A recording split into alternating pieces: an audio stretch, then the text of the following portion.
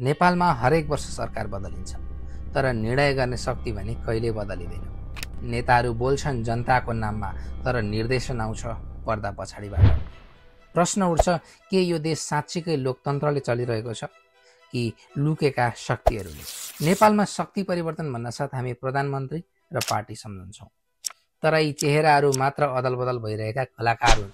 Script चाहिँ उही पुरानो शक्तिले नै लेख्दै आएको छ। 1990 सालपछि नेपालले धेरै पटक गणतन्त्र, लोकतन्त्र, संघीयता जस्ता रूप फेर्यो, तर निर्णय गर्ने प्रणाली, पोलिसी म्यानुपुलेटर, पावर ब्रोकर र ब्युरोक्रेट्स एउटै ढाँचामा रहे। जब सरकार परिवर्तन हुन्छ, मन्त्रालयमा पुरानै सचिव रहन्छन् जसको साइनले करोडौँको फाइल रोक्छ वा अघि बढाउँछ। यिनै हुन् देशका साइलेन्ट कन्ट्रोलर। नेपालको साँचो सत्ता कहिले संसदभित्र सीमित छैन।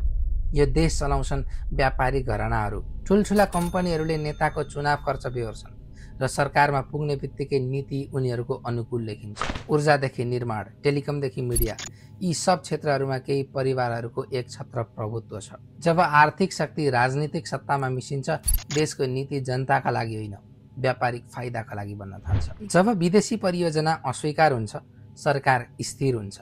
जब परियोजना पारित हुन्छ, केही नेताहरूको खाता भरिन्छ।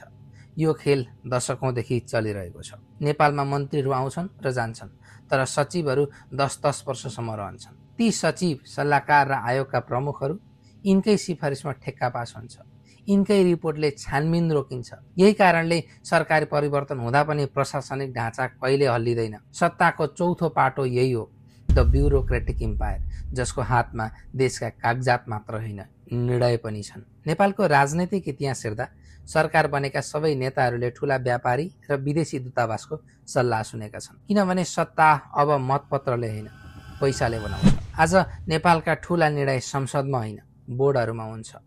त्यहाँ उपस्थित हुन्छन् केही व्यापारी, केही ठेकेदार र केही पुराना सचिवहरू। भन्ने गरिन्छ, when politics and business slip together, democracy die quietly. नेपालमा पनि यही भएको छ। भाटबटेनी केवल एउटा पसल या सुपर स्टोर मात्र होइन, यो एउटा ल्यान्ड सिन्डिकेट हो। काठमाडौँका दर्जनौं जग्गा प्रकरणमा उसको नाम जोडियो, तर केसहरू फाइलमै हराए। किनभने जब तपाईँको सम्बन्ध मन्त्रीदेखि महानगरसम्म पुग्छ, कानुन पनि मौन रहन्छ। नेपालका एकमात्र अरबपति विनोद चौधरी, ऊर्जा, होटल, टेलिकम, मिडिया, हरेक क्षेत्रमा उनको उपस्थिति छ।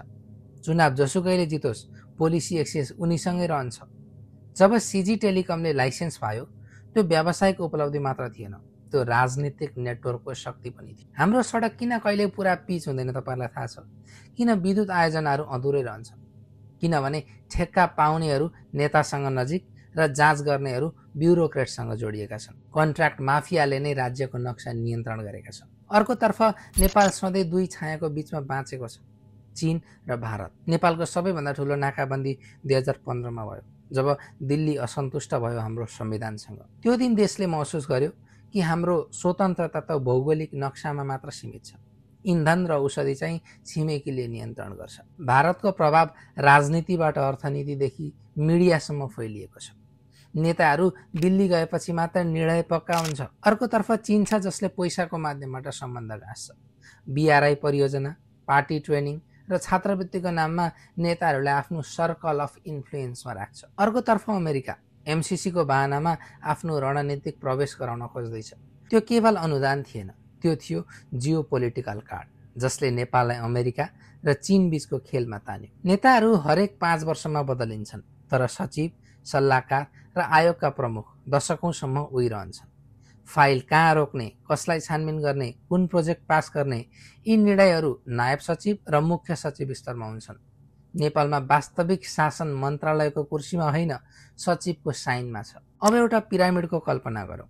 माथि विदेशी शक्तिहरू, त्यसको तल व्यापारी र ठेक्का समूह, त्यसपछि ब्युरोक्रेसी, अनि तल नेताहरू र सबैभन्दा तल जनता। हामी मत दिन्छौँ, उनीहरूले शासन गर्छन्। देश जनताको हो, तर नियन्त्रण केही हातमा सीमित छ। नेपाल परिवर्तनको नारा धेरै सुन्न पाइयो, तर प्रणाली कहिल्यै बदलिएन। नेताहरू बदलिन सक्छन्, तर शक्ति बदल्न जनताले बुझ्नुपर्नेछ कि असली खेल कहाँ खेलिएको छ। The question still remains, who really control Nepal? धन्यवाद।